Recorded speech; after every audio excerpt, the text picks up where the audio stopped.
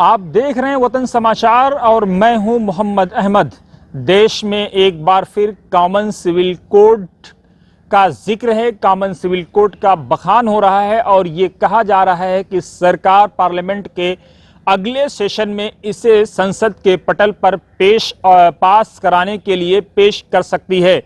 All India Muslim Personal Law board समेत देश के कई संगठन, खास तौर से मुस्लिम संगठन, इस बात को लेकर के सक्रिय हो गए हैं और लगातार वो उस पिच पर खेलने की कोशिश कर रहे हैं जो देश का रोगी या गोदी मीडिया चाहता है कि वो उस पिच पर खेलें और उनके जरिए से नफरत फैलाई जाए। और साथ ही देश के वो लोग जिनको ये कहा जाता है कि 20% की आबादी से तुम्हें खतरा है, उनको ये अवगत कराया जा सके कि किस तरह से मुसलमान परेशान हैं। लेकिन all India Muslim Personal Law board हो या ऐसे संगठन हो, उनको इस मुद्दे की कतई तौर पे कोई समझ नहीं है। लगातार वो ऐसे बयान दे रहे हैं जिससे रोगी मीडिया और गोदी मीडिया को फायदा हो और नफरत का तड़का या नफरत की बिरयानी या नफरत की देख चढ़ाने में उनको आसानी हो। All India Muslim Personal Law Board common civil code के मुद्दों को समझने में अब तक पूरी तरह से विफल हुआ है। ये वही मुस्लिम पर्सनल लॉ बोर्ड है जिसने बाबरी मस्जिद की शहादत के बाद बाबरी मस्जिद के मामले को टैकल करने में पूरी तरह से वो विफल रहा, जिसके बाद बाबरी मस्जिद को मुसलमानों ने गंवा दिया या मुसलमानों के हाथ से चली गई। All India Muslim Personal Law board पर शाहबानो केस में भी ध्रुवीकरण करने का आरोप लगता रहा है और बोर्ड पर यह भी आरोप लगता रहा है कि वो शाहबानो केस को भी पूरी तरह से टैकल करने में विफल हुआ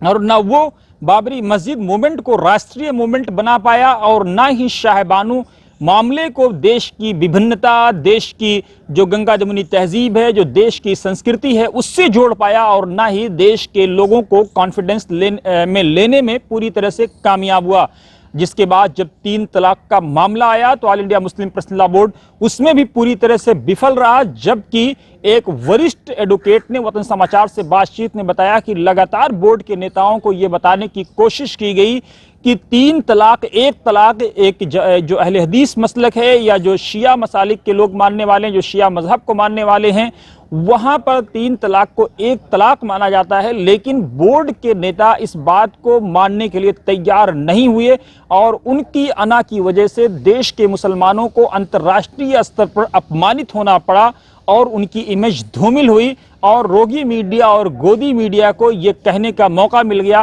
कि यहां तो मोदी सरकार पर्सनल में पूरी तरह से पर्सनल को तब्दील करने में कामयाब हुई। जिसके बाद रोगी मीडिया अब ये भी नफरत फैला रहा है या गोदी मीडिया ये नफरत फैलाने की कोशिश कर रहा है कि जब 3 तलाक का मामला बदल सकता है तो कॉमन सिविल कोड का मामला क्यों नहीं लाया जा सकता है या कॉमन सिविल कोड को इंप्लीमेंट क्यों नहीं किया जा सकता है। इस बात को ना बोर्ड समझने के लिए तैयार है और ना ही दूसरे मुस्लिम संगठन समझने को तैयार हैं।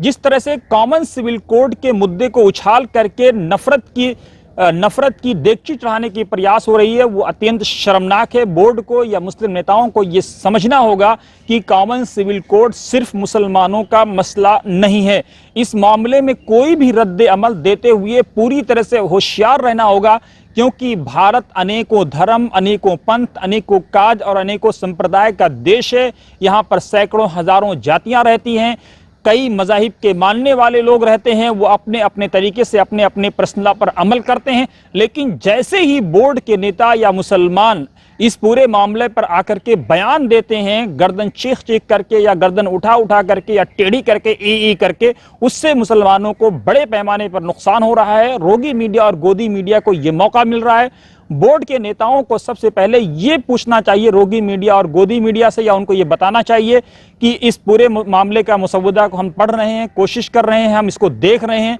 अपने लॉयर से, अपने वकील से, अपनी टीम से हम बात कर रहे हैं। बातचीत करने के बाद जिस नतीजे पर हम पहुंचेंगे वो सीधे हम लॉ कमीशन को पेश करेंगे, क्योंकि लॉ कमीशन ने इससे पहले जो मसौदा तैयार किया था उसने सरकार को यह अवगत कराया था कि भारत में कॉमन सिविल कोड नहीं लाया जा सकता है। और जब सरकार पर यह आरोप लगाया जा रहा है, ये कहा जा रहा है कि सरकार एक बार फिर कॉमन सिविल कोड ला रही है, तो इन लोगों को ये बताना चाहिए मुसलमानों को भी और रोगी मीडिया को भी कि इस मामले की ना हम मुखालिफत करते हैं और ना ही हिमायत करते हैं, बल्कि हम वेट एंड वॉच की पोजीशन में हैं। देखते हैं देश के दूसरे जो संप्रदाय हैं, चाहे वो सिख हों, क्रिश्चियन हों, जैन हों, बौद्ध हों या दूसरी जातियां हैं, मुसलमान हिंदुओं में भी अलग अलग जातियां हैं, मुसलमानों में भी जो लोग हैं, वो इस पर क्या रिएक्शन देते हैं, क्या रद्द अमल देते हैं, उसका पूरा अध्ययन करने के बाद ही हम किसी नतीजे पर पहुंचेंगे। लेकिन जैसे ही रोगी मीडिया को मुसलमानों का कोई बयान आता है, उसको तड़का लगाने का, नफरत फैलाने का मौका मिल जाता है। परसला बोर्ड के नेताओं को यह भी पूछना चाहिए रोगी मीडिया और गोदी मीडिया से कि जब बीजेपी के कई नेता हैं, एक तरफ लाल कृष्ण आडवाणी हैं, अटल बिहारी वाजपेयी हैं और साथ ही जो संघ प्रिय गौतम है, ये वो नेता हैं, या कल्याण सिंह हैं, इनके अपने जब सिविल कोड कॉमन नहीं है तो ये कैसे कॉमन ला सकते हैं? क्योंकि एक अपनी भतीजी की शादी सलीम ऑड्रा से करता है, उसको आशीर्वाद देता है, दूसरी तरफ सिकंदर बख्त की शादी किसी हिंदू महिला से होती है, अटल जी अनशन पर बैठते हैं, उसके बाद जो होता है, एक के यहाँ दामाद मर जाए तो बेटी पूरी जिंदगी कुंवारी रह सकती है और दूसरे के यहाँ एक ये भी है कि अगर दामाद मर जाए तो बेटी की शादी